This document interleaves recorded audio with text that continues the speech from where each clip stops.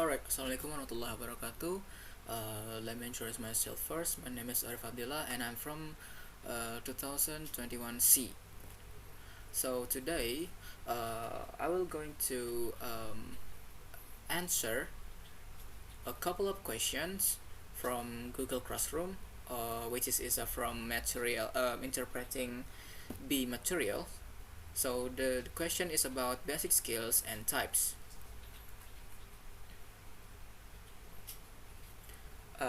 So the question number one is explain the basic skills in interpreting. Basic skills in interpreting has been divided into five, I think. Which the first one is language skill. So the interpreters need. So what is in language skill? So language skill is like the interpreters need to have an exhaustive grasp of the language they interpret for. This sounds obvious, but it's not always the case. When an interpreter is working in the field, they probably don't have time to refer to an encyclopedia or dictionary. An extensive vocabulary and excellent written and verbal communication skills are a must. So an interpreter should be able to speaking well, and preferably better than a native speaker. So that's for language skill. Go to the next slide. This is the second basic skill in interpreting, which is a specialty knowledge. So most translators work in a specific industry or field.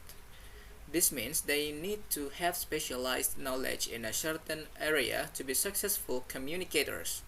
Even though someone might be an amazing multilingual speaker, they wouldn't get far providing medical interpreting services at a hospital if they had no experience with the vocabulary and lingo. Next slide. There is a cultural competence, so interpreters should not only be very familiar with more than one language, but they should also have a cultural understanding of the languages they interpret for. This is the ability to detect certain nonverbal cues or customs that are specific to a particular group of people or a geographical place. So the fourth one is soft skills. A good interpreter is more than just a skilled linguist. He or she is someone who is willing and able to be a good, compassionate listener. Interpretation situations can be intimidating for non-native speakers, and an interpreter should try to make the experience as comfortable as possible. So second in importance to outstanding language skill is the ability to connect with a wide range of people. And these invaluable connections are a necessity for any strong interpreter. That is for soft skills. Go to next slide. Accreditation. So certification or accreditation from a reputable interpretation institution shows that an interpreter has put the necessary work and has the credential to do the job well. So everyone can believe that you are accreditable as an interpreter or as a translator person. Next slide. Explain that this is the second question from Google Classroom, which is explain the types of interpreting. So there are 6 types of interpretation. The first one is simultaneous interpreting.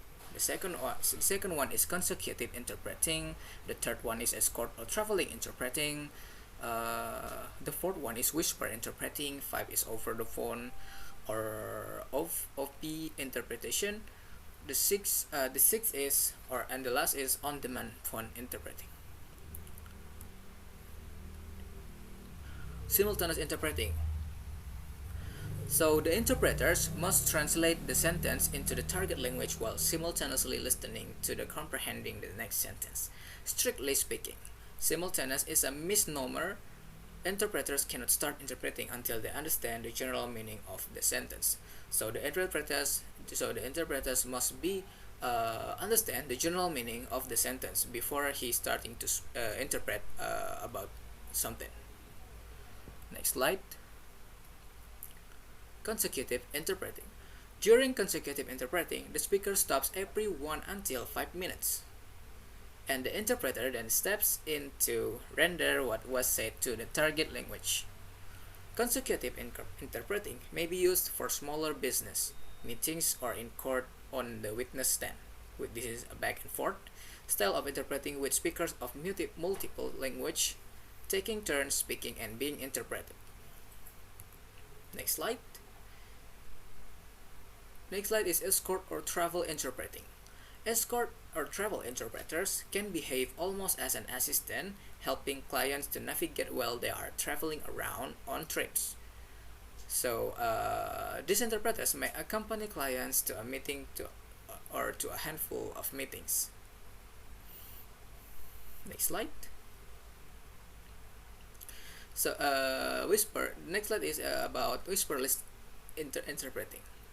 So whisper interpreting is similar to simultaneous interpreting, but the interpreter doesn't use a headset or microphone. Rather, the interpreter sits next to the person or some of group of people who require interpreting and whispers to or speak softly while interpreting in the target language. This form of interpreting is much harder on the interpreter's voice. This is often used on a business meeting where just one person requires interpreting, or for example, in a courtroom where someone in the back of the room requires interpreting to understand what is being said. Next slide. Next slide is about OP interpreting. OP, or over the phone interpretation, can be either simultaneous or consecutive. So OP interpreting can be both simultaneous and consecutive. This form of interpreting is performed during an established appointment where the interpreter doesn't see both parties in person, but executes the interpreting via telephone. If the participants of a call are content to hear only the voice of the interpreter, telephone interpreting can be conducted in a simultaneous mode. Otherwise, interpreting should be conducted consecutively. Next slide is about ODP interpreting, or on-demand phone interpreting. On-demand phone interpreting is for individuals or organizations that need to communicate across language barriers immediately. This form of interpreting is performed when the party calls a service, selects the required language pair, and is connected to an interpreter. The interpreter then comes on the line and interprets the conversation. On-demand phone on-demand phone interpreting, or ODP interpreting, is often used by customer service call centers and by companies, organizations, pharmacies, medical and legal institutions who interact with the limited English proficiency, or LEP, population and require interpreting on demand. So I think that's all from me. My name is Arif Abdillah, and bye bye, and see you on the next video.